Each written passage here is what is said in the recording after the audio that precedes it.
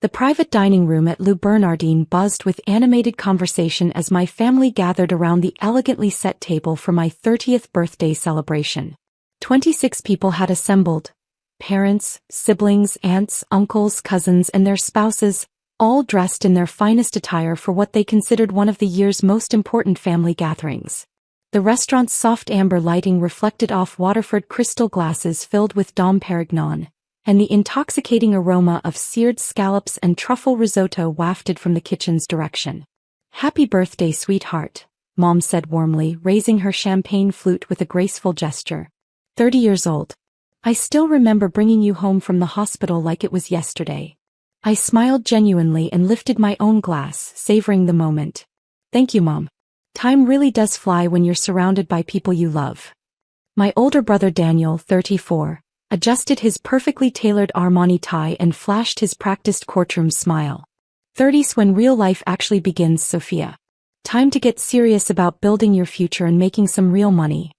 Speaking of making money, my younger sister Emma, 27, added with a musical laugh that carried across the room, when are you finally going to stop playing around with that adorable little non-profit work and get yourself a real job? You could easily be pulling down 6 figures in corporate environmental law, just like Daniel does in mergers and acquisitions. The table erupted in gentle, familial laughter that felt warm but somehow patronizing. To everyone present, I was Sophia Reed, the idealistic, slightly naive daughter who'd chosen to work at a small environmental nonprofit called Green Harbor Alliance instead of following the well-established family tradition of pursuing high-powered, lucrative careers in business, law, or real estate development. They observed my modest annual salary of $32,000, my simple one-bedroom apartment in Brooklyn Heights, and my reliable but unremarkable Honda Civic, and they naturally assumed I was the family's well-meaning but ultimately impractical underachiever. Sophia's doing genuinely important work, Aunt Margaret said diplomatically, always the family peacekeeper. Not everything in this world revolves around making money, you know. That's remarkably easy to say when you already have plenty of it. Uncle Robert chuckled good-naturedly while cutting into his perfectly prepared duck confit. But let's be realistic. Sophia's substantial trust fund will automatically kick in when she turns 35 anyway. She's got a financial safety net that most people would literally kill for. Dad, Richard Reed, deliberately set down his wine glass with the kind of authority that commanded immediate attention from everyone in the room. At 58, he naturally dominated any space he entered. His real estate development company, Reed Properties, had been responsible for constructing nearly half of the luxury condominiums that defined Manhattan's ever-changing skyline, and his commanding presence could fill even the largest boardroom or family gathering. Actually, Robert, your mention of Sophia's trust fund brings up something quite important, Dad said, his voice taking on that unmistakably serious, no-nonsense tone he typically reserved for crucial boardroom negotiations and major business decisions. Something that Patricia and I absolutely need to discuss with Sophia tonight.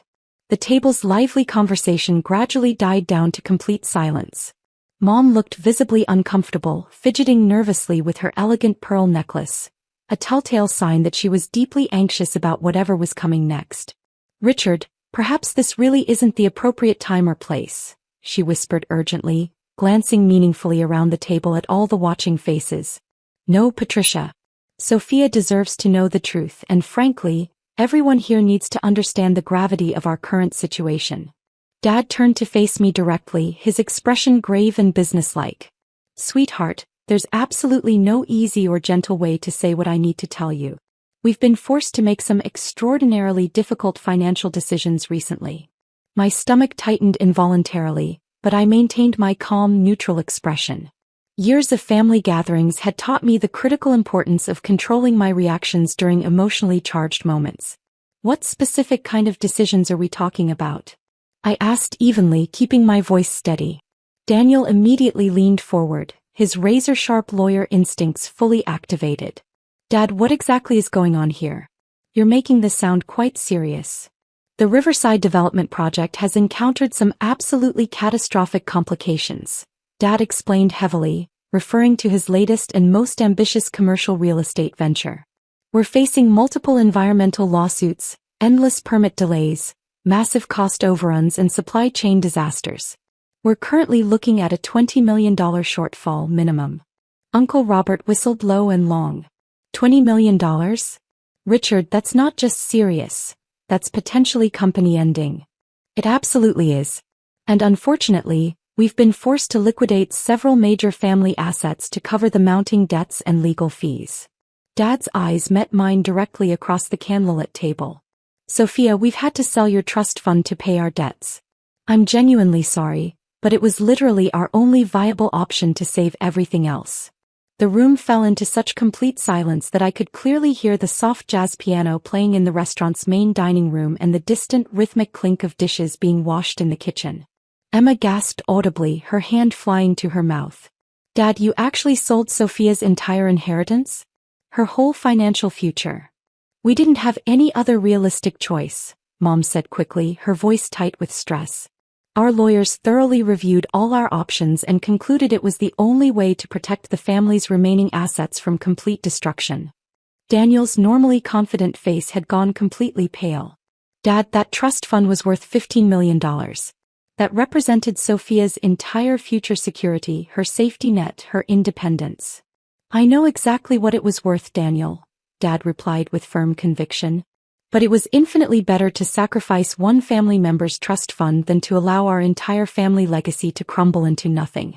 Sophia's still young and resilient. She can rebuild her life from scratch.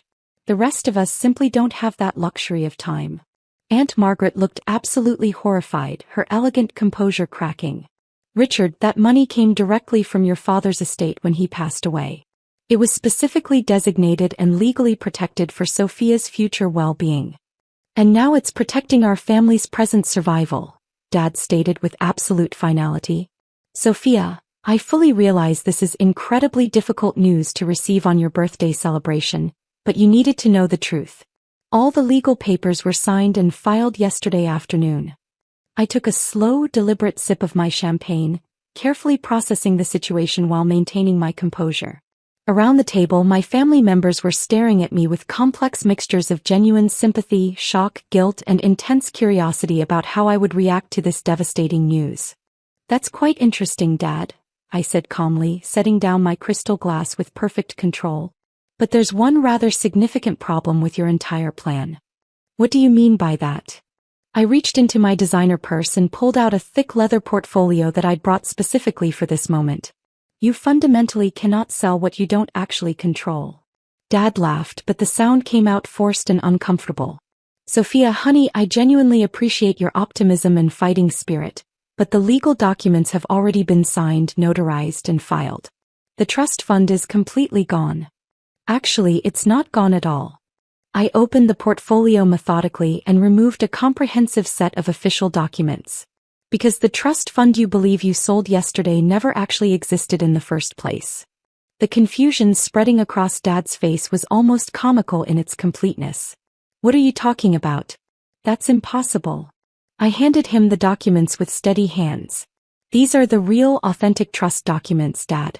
The ones that were actually filed with the state of New York when Grandpa died 8 years ago. Daniel, ever the meticulous attorney, immediately reached for the papers with professional intensity. His eyes widened dramatically as he scanned the dense legal text. Dad, these official documents clearly show Sophia as the sole trustee and primary beneficiary. Your name doesn't appear anywhere on these legal filings. That's completely impossible, Dad insisted, grabbing the documents from Daniel's hands. I'm the designated executor of my father's entire estate. I control all the family trusts, investments, and financial accounts. You control most of them, I corrected gently. But definitely not mine. Mom was staring at the papers over Dad's shoulder, her face growing increasingly pale. Richard, she's absolutely right. This shows a completely different legal structure than what we discussed extensively with our lawyers. I pulled out my phone and opened my secure banking application. The trust fund you think you sold yesterday? That was actually a decoy account I created 3 years ago when I first realized you might eventually try something exactly like this. It contained precisely $50,000, just enough to make the paperwork look completely legitimate to casual observation. A decoy account? Emma asked, completely bewildered by this revelation. I opened it at the same bank with deliberately similar account numbers, and occasionally let you see monthly statements when you visited my apartment. You automatically assumed it was the real trust fund because that's exactly what you expected to see, and I never corrected your assumption. Dad's face was rapidly turning red with a mixture of embarrassment and anger. Sophia, that's fraud. You can't legally create fake financial accounts to deceive your own family. It wasn't fake in any way, Dad. It was a completely real account containing real money that I earned and deposited myself. I just never explicitly told you it wasn't the only account I possessed. I scrolled to another screen on my phone with practiced efficiency. This is the actual trust fund that Grandpa established. I held up the phone so every person at the table could clearly see the balance displayed. $847,326,450. The silence that followed was so profound it felt almost physical. Uncle Robert choked on his wine, coughing violently. Sophia, that display says $847 million. That can't possibly be correct. $847,326,450, to be completely precise. The original $15 million inheritance has been, shall we say, actively and strategically managed over the past 8 years. Daniel was staring at the phone screen like he was witnessing a supernatural phenomenon. Sophia, how is that level of growth even remotely possible? Even the most aggressive investment returns can't realistically turn $15 million into $800 million in just 8 years. You're absolutely correct. They can't when you're simply investing passively. But they definitely can when you're not just investing but actively building and creating value. I put my phone away and pulled out additional documents from my portfolio. I've spent the past 8 years creating something I believe Grandpa would be genuinely proud of. I handed Daniel a corporate filing document. Reed Environmental Holdings. I'm the founder, CEO, and sole owner. Emma was reading over Daniel's shoulder, her eyes growing wider with each line. Sophia, this shows you own renewable energy companies across 12 different states. Solar farms, wind installations, geothermal projects, advanced water purification systems, and cutting-edge battery storage facilities. Everything I learned working at that supposedly little nonprofit actually helped me develop a comprehensive understanding of the environmental technology market and its enormous potential. Aunt Margaret was examining another document with intense focus. This shows you own the patents for some kind of revolutionary water filtration system? 17 different patents, actually, plus 12 pending applications. My proprietary technology is currently being used in water treatment facilities across North America, Europe, and parts of Asia. That's where the majority of the $800 million came from, licensing fees and technology sales. Dad was shuffling through papers with visibly shaking hands. Sophia, these documents clearly show you've been systematically building a massive business empire for years.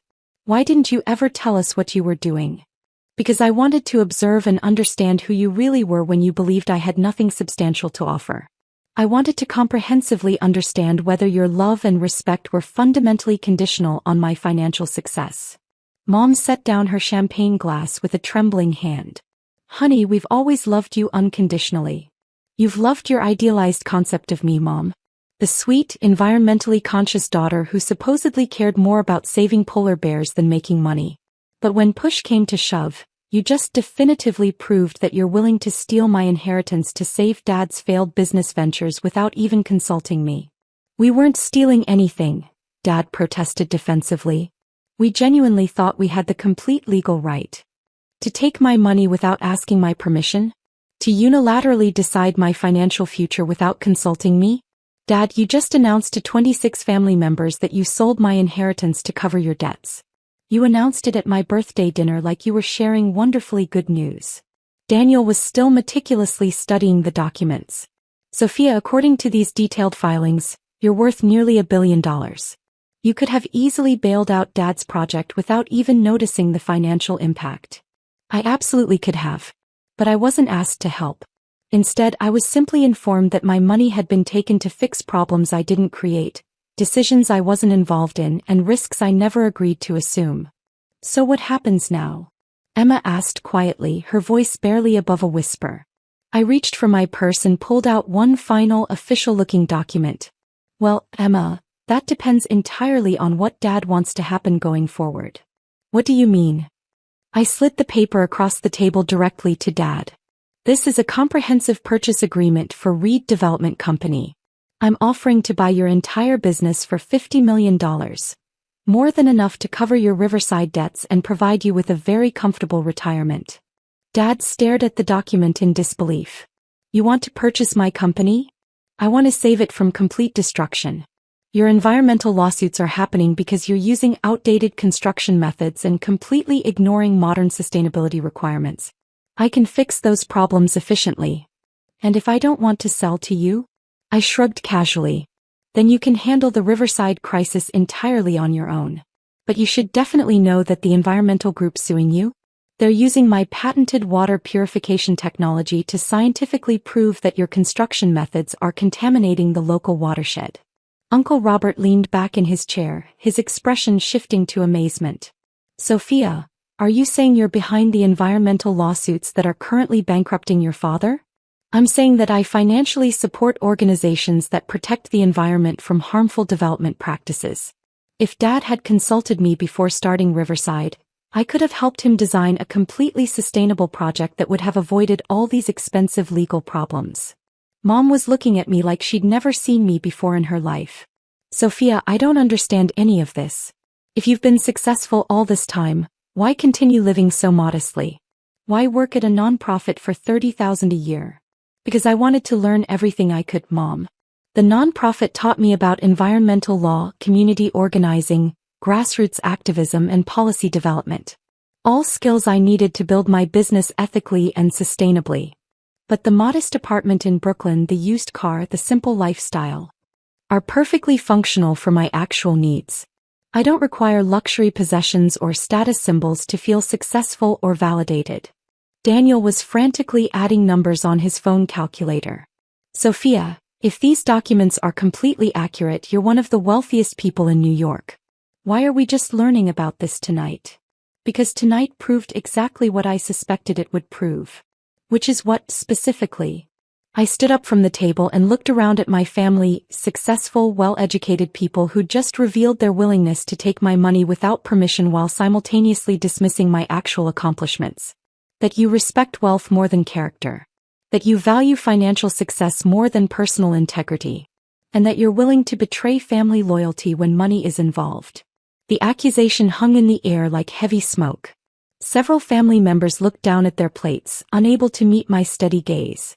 That's not fair, Dad said quietly, his voice lacking its usual conviction. Isn't it completely fair? Dad, you've been struggling with Riverside for 6 months. In all that time, did you ever once ask for my help? Did you ever consider that your daughter who works in environmental protection might have valuable insights about environmental lawsuits? We thought you were we didn't realize you had serious business experience. You didn't ask. You saw my job title and my lifestyle and made assumptions. Then, when you desperately needed money, you decided to take mine without consultation. Emma was crying softly, tears streaming down her cheeks. Sophia, we're so sorry. We didn't know. I know you didn't know about the money, Emma. But you absolutely knew it was morally wrong to sell someone's inheritance without their permission. You all knew that and you went along with it anyway.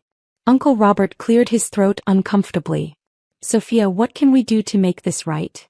I sat back down and reached for the purchase agreement. We can start over. Completely honestly this time. What does that mean practically? It means Dad can sell me his company and I'll transform it into a leader in sustainable development.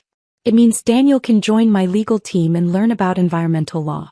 It means Emma can run my community outreach programs and make a real difference. And if we don't want to work for you? Daniel asked. Then you don't.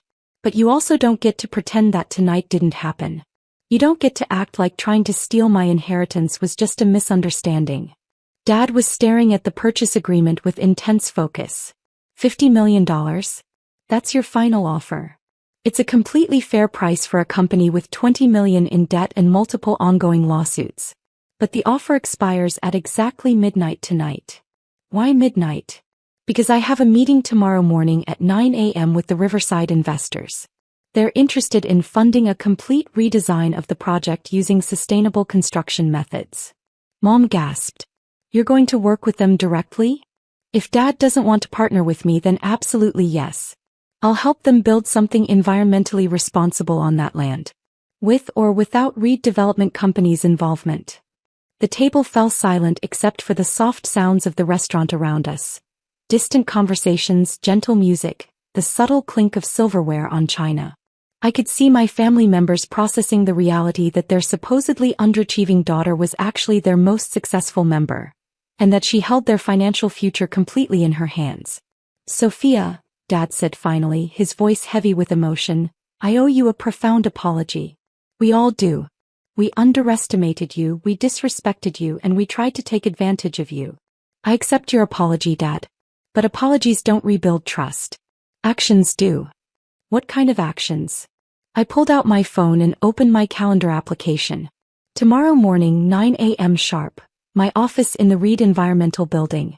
You can see what I've actually built over the past 8 years.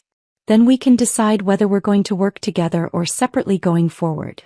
"The Reed Environmental Building?" Emma asked with surprise. "The 30-story glass tower on the west side with the vertical gardens and solar panels covering the entire facade." Daniel's mouth fell open. "Sophia, you own that building? That's one of the most innovative and talked about commercial structures in the city. I designed it personally. Architecture was my minor in college, remember? You all said it was a complete waste of time." Uncle Robert was shaking his head in pure amazement. "Sophia, we've been driving past your building for 3 years. How did we not know it belonged to you? Because you never asked what I was working on. You just assumed my nonprofit job was the complete extent of my ambitions." I stood up again and gathered my documents methodically. "I'm going home to prepare for tomorrow's meetings. Dad, if you want to sell Reed Development, the signed agreement needs to be delivered to my office by 11 p.m. tonight." "And if I sign it?" Dad asked. "Then we start building something better together. Your experience in construction, my technology and environmental expertise, Daniel's legal skills, Emma's community connections. We could create the most innovative sustainable development company on the entire East Coast." "And if I don't sign it?" "Then Reed Development handles its problems alone, and I work with your former investors to build something completely new. Either way, Riverside gets built correctly this time." I walked around the table kissing family members goodbye as I passed. "Thank you all for coming to my birthday dinner. It's been genuinely educational." As I reached the door, Dad called out, "Sophia?" "Yes. The trust fund. The real one. Have you been supporting environmental causes with it?" I smiled warmly. "Dad, I've been supporting causes that Grandpa believed in passionately. He always said that Reed money should be used to build a better world, not just bigger bank accounts. And tonight I learned that some people are worth investing in and others aren't. Tomorrow we'll find out which category you fall into." The car ride home to Brooklyn gave me ample time to process the evening's dramatic events. My phone buzzed continuously with incoming text messages. "Daniel, I've been researching your patents online. Sophia, what you've accomplished is absolutely incredible. I'm genuinely sorry for how we treated you. Emma, I can't stop crying. We've been so blind and so selfish. Please forgive us. Mom, honey, I'm proud of you and ashamed of us. Your father is reconsidering everything. Aunt Margaret, Sophia, I've always known you were special, but tonight proved you're extraordinary. Your grandfather would be so proud. Uncle Robert, I owe you a massive apology. Your environmental work isn't just important, it's revolutionary. I'd be honored to learn from you." At 10:47 p.m. my phone rang. Dad's contact photo filled the screen. "Sophia, I've signed the purchase agreement," he said without preamble. "My lawyer is delivering it to your building tonight." "That's good, Dad. I think we can build something amazing together. I have one question though." "What's that?" "The environmental lawsuits against Riverside. Can you really make them go away?" I smiled as I pulled into my apartment building's parking garage. The building I'd purchased and converted to affordable housing for nonprofit workers and environmental activists. "Dad, when you own the technology they're using to measure water contamination, and when you have patents for the systems that can fix the problems, making lawsuits go away becomes much easier. You've been playing chess while we've been playing checkers, haven't you?" "I've been playing the long game, Dad. And tomorrow we start playing it together." That night, I sat in my modest apartment. My deliberately modest apartment that kept me grounded while I built an empire and planned our family's future. Sustainable development projects that could showcase Dad's construction expertise while protecting the environment. Legal strategies that could utilize Daniel's skills while advancing environmental justice. Community programs that could channel Emma's passion while building public support for green technology. For 8 years, I'd been the family's invisible environmental guardian. Starting tomorrow, I'd be their visible partner, teacher, and collaborator. The family that had tried to steal my inheritance on Sunday would be starting their real inheritance, a legacy of environmental responsibility and sustainable success, on Monday. And for the first time in years, I was excited to see what we could build together.